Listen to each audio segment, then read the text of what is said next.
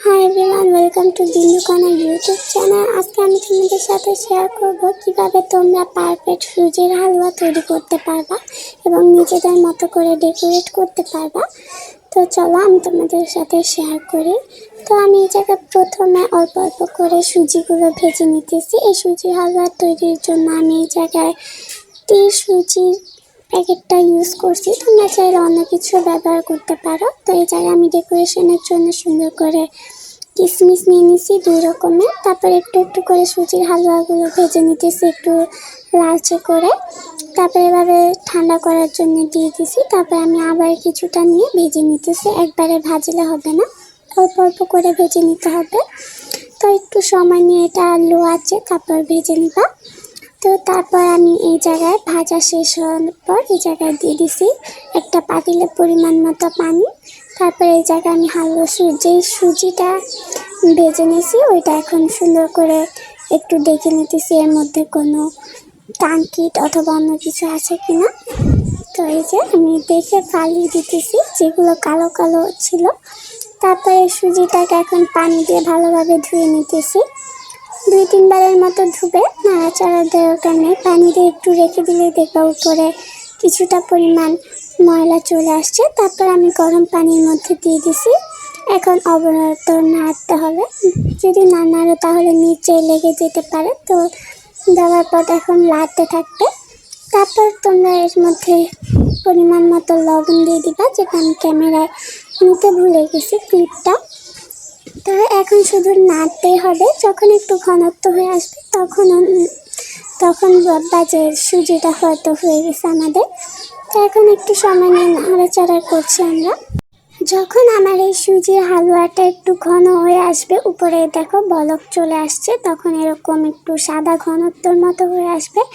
এই মোমেন্টে আমরা এই জায়গায় 3টা এলাচ এবং 2টা খাল ইউজ করছি, দারচিনি। তো এই জায়গায় তারপর আমি যে কিশমিশগুলো রাখছিলাম ওই কিশমিশগুলো দিয়ে দিছি এবং কালো কিশমিশ আর এরকম কিশমিশ কিছুটা সরিয়ে রাখছি উপরে দেওয়ার জন্য। এখন এগুলো দেওয়ার পর এখন ভালোভাবে নাড়াচাড়া করতে হবে, কোনো মতেই নাড়াচাড়া অফ করা যাবে না। আর এই সময় চুলার আঁচটা একদম লো পাওয়ারে রাখবে। তারপর আমি এই জায়গায় গরুর দুধ ইউজ করছি পরিমাণ মতো। তোমরা একটু চাইলে অন্য দুধ ইউজ করতে পারো বা প্যাকেট দুধও ইউজ করতে পারো। এখন গরুর দুধ দেওয়ার পর দেখবা সাথে সাথে কালারটা অন্যরকম চলে আসবে, একটা সাদা ভাব চলে আসবে এর মধ্যে। দেওয়ার পর এখন নাড়তে হবে, নাড়া অফ করলে এটা বলক উঠে পড়ে যেতে পারে। এখন এর মধ্যে চিনি দিয়ে দেবো পরিমাণ মতো। এই জায়গায় আমি আমার পরিমাণ মতো চিনি দিছি, তোমরা যতটুকু মিষ্টি পছন্দ করো এর মধ্যে সেভাবেই চিনিটা ইউজ করবে এই জায়গায়। তো চিনি দেওয়ার পর দেখবা এই সুজির হালুয়াটা আবার নরম পাতলা হয়ে গেছে। তো এই ক্ষেত্রে তোমার আবার নাড়াচাড়া করতে হবে। তো আমি এই জায়গায় কিছুটা কালো কিশমিশ আলাদা করে রাখছিলাম এগুলো দেওয়ার জন্য। তো আমার সুজির হালুয়াটা এখন অলমোস্ট হয়ে গেছে, আমি নামিয়ে নিছি। এখন এগুলোকে একটু ঠান্ডা করে নেব।